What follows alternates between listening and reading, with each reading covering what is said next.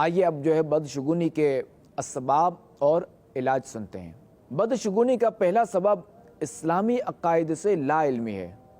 اس کا علاج یہ ہے کہ بندہ تقدیر پر ان معنوں میں اعتقاد رکھے کہ ہر بھلائی برائی اللہ کریم نے اپنے علم ازلی کے موافق مقدر فرما دیے، یعنی جیسا ہونے والا تھا اور جو جیسا کرنے والا تھا اپنے علم سے جانا اور وہی لکھ دیا۔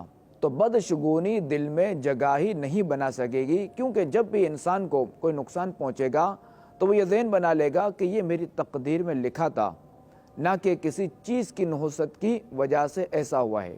بدشگونی کا دوسرا سبب توکل کی کمی ہے، یعنی بھروسے کی کمی ہے، اللہ تبارک و تعالیٰ پر بھروسے کی کمی ہے۔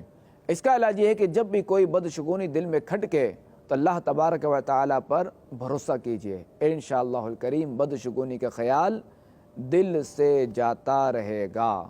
بدشگونی کا تیسرا سبب بدفعلی کی وجہ سے کام سے رک جانا ہے۔ اس کا علاج یہ ہے کہ جب کسی کام میں بدفعلی نکلے تو اسے کر گزریے اور اپنے دل میں اس خیال کو جگہ بھی مت دیجیے کہ اس بدفعلی کے سبب مجھے اس کام میں کوئی نقصان وغیرہ ہوگا۔ بدشگونی کا چوتھا سبب اس کی ہلاکت خیزیوں اور نقصانات سے بے خبری ہے کہ بندہ جب کسی چیز کے نقصان سے ہی باخبر نہیں ہے، اب اس سے بچے گا کیسے؟ اس کا علاج یہ ہے کہ بندہ بدشگونی کی ہلاکت خیزیوں اور اس کے نقصانات کو پڑھے، ان پر غور کرے اور ان سے بچنے کی کوشش کرے۔ بدشگونی کے چند نقصانات عرض کیے دیتا ہوں۔ بدشگونی انسان کے لیے دینی و دنیاوی دونوں اعتبار سے بہت زیادہ خطرناک ہے۔ بدشگونی انسان کو وسوسوں کی دلدل میں اتار دیتی ہے، چنانچہ وہ ہر چھوٹی بڑی چیز سے ڈرنے لگتا ہے، یہاں تک کہ وہ اپنے سائے سے بھی خوف کھا جاتا ہے، اور وہ اس وہم میں مبتلا ہو جاتا ہے کہ دنیا کی ساری بدبختی اور بدنصیبی اسی کے پاس جمع ہو چکی ہے اور دوسرے لوگ پرسکون زندگی گزار رہے ہیں۔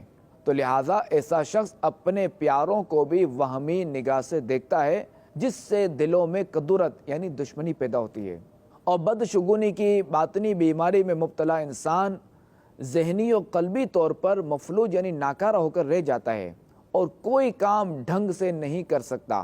اور بدشگونی کی یہ بھی ہلاکت خیزیاں ہیں کہ بدشگونی کا شکار ہونے والوں کا اللہ پر اعتماد اور توکل کمزور ہو جاتا ہے، اللہ کے بارے میں بدگمانی پیدا ہوتی ہے، تقدیر پر ایمان کمزور ہونے لگتا ہے، شیطانی وسوسوں کا دروازہ کھلتا ہے۔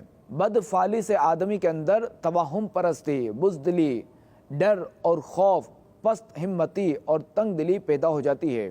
اور یہ یاد رہے کہ کام وغیرہ میں ناکامی کی بہت سی وجوہات ہو سکتی ہیں، مثلا کام کرنے کا طریقہ درست نہ ہونا، غلط وقت اور غلط جگہ پر کام کرنا، اور نا تجربہ کاری۔ لیکن بدشگونی کا جو عادی شخص ہوتا ہے وہ اپنی ناکامی کا سبب نحوست کو قرار دینے کی وجہ سے اپنی اصلاح سے محروم رہ جاتا ہے، اور یہ ساری جو ہے اس کی توجہ اسی طرف ہوتی ہے، اب یہ ہے کہ وہ وقت جگہ وہ سب جو ہے وہ بھول جاتا ہے یا اس طرف اس کی توجہ نہیں ہوتی۔ بدشگونی کی وجہ سے اکثر رشتے ناطے توڑے جاتے ہیں تو آپس کی ناچاکیاں جنم لیتی ہیں۔ جو لوگ اپنے اوپر بدفعلی کا دروازہ کھول لیتے ہیں انہیں ہر چیز منحوس نظر آنے لگتی ہے۔ کسی کام کے لیے گھر سے نکلے اور کالی بلی نے راستہ کاٹ لیا تو یہ ذہن بنا لیتے ہیں کہ اب ہمارا کام نہیں ہوگا اور واپس گھر آ گئے۔ ایک شخص صبح سویرے اپنی دکان کھولنے جاتا ہے اور راستے میں کوئی حادثہ پیش آیا تو سمجھ لیتا ہے کہ آج کا دن میرے لیے منحوس ہے، لہٰذا آج مجھے نقصان ہوگا۔ یوں ان کا نظام زندگی درہم برہم ہو کر رہ جاتا ہے۔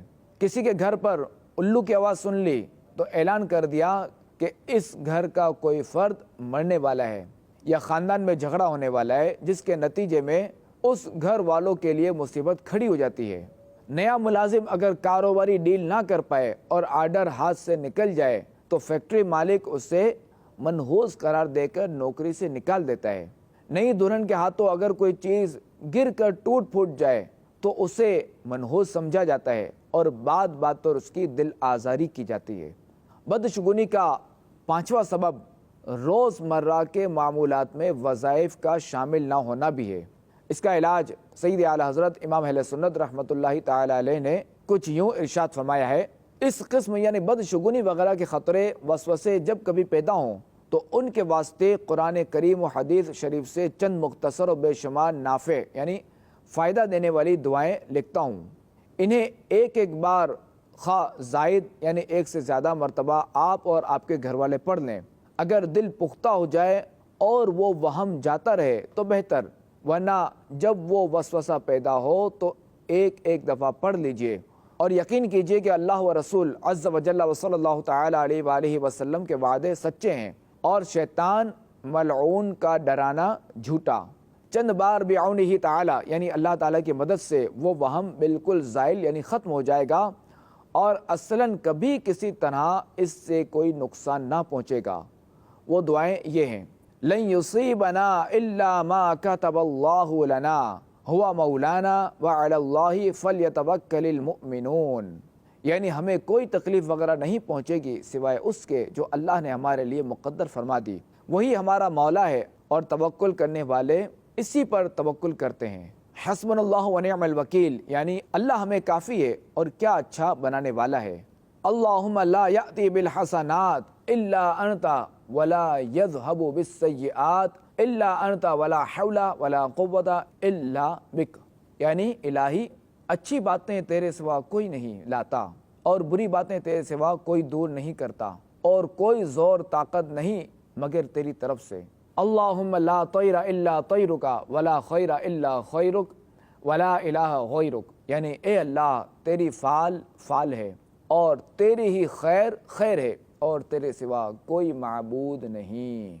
اللہ تبارک و تعالی سے دعا ہے کہ ہمیں بدشگونی سے محفوظ رکھے، آمین، بجاہ خاتم النبیین صلی اللہ تعالی علیہ وآلہ وسلم۔